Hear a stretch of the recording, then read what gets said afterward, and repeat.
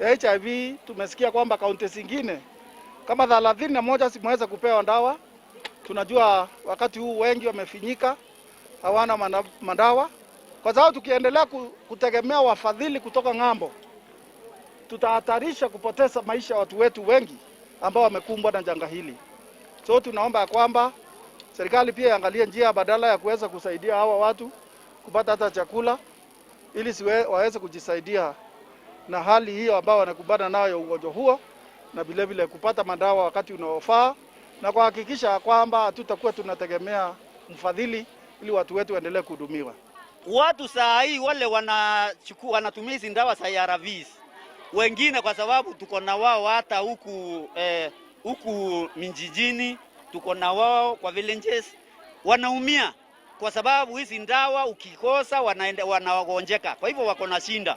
Kwa hivyo hiyo serikali iendelee kuona vile wanaweza fanya hii dawa iweze kuwafikia watu, ndio watu wetu wakae na wakiwa salama.